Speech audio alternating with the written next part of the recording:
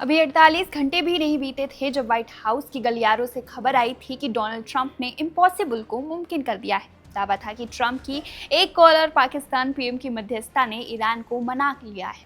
Cease fire हो गया है और दुनिया की लाइफलाइन होर्मुज फिर से खुलने वाली है।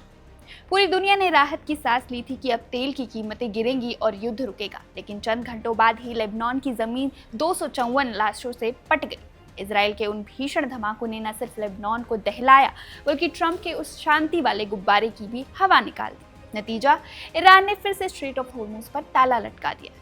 आज की सबसे बड़ी कवरेज में हम उस सफेद झूठ की परतें खोलेंगे जिसने दुनिया को धोखे में रखा। क्या वाकई ट्रंप को लग रहा था कि हिजबुल्लाह को छोड़कर सीज फायर टिक पाएगा? क्या इजराइल ने ट्रंप की बात मानने से इनकार कर दिया है? और जब ये समुद्री रास्ता बंद हो चुका है तो आपकी जेब पर इसका क्या असर होगा? चलिए शुरू करते हैं मिडिल ईस्ट की इस खूनी कहानी का सबसे नया चैप्टर। कहानी शुरू होती है उस 10 पॉइंट वाले प्लान से जिसे ईरान ने अमेरिका को भेजा था। शर्त एक ही थी, हमला रुकना चाहिए।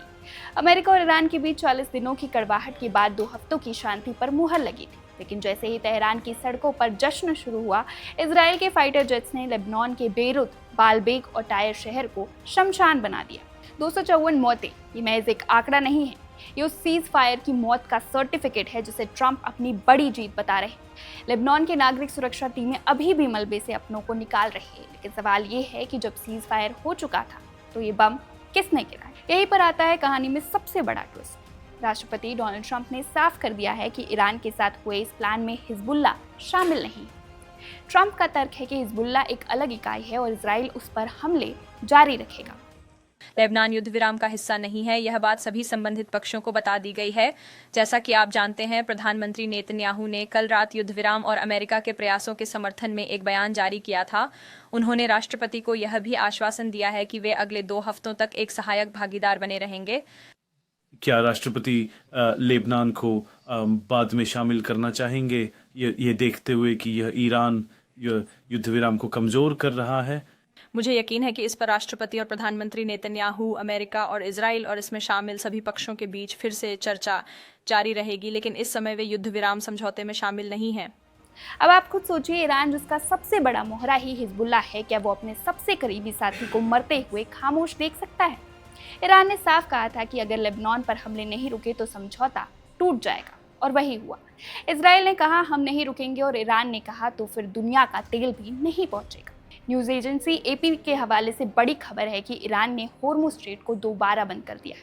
ये वही रास्ता है जहाँ से दुनिया का 1/3 कच्चा तेल गुजरता है।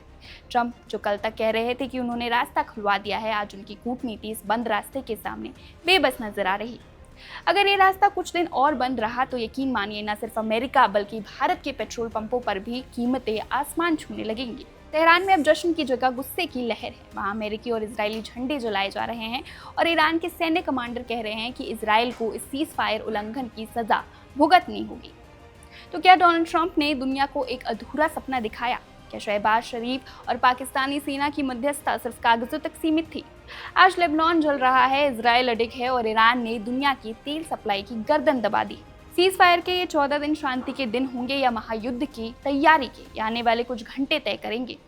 हम इस युद्ध के हर एक मोड़ पर नजर बनाए हुए हैं। आप देखते रहिए one India Hindi. Subscribe to One India and never miss an update. Download the One India app now.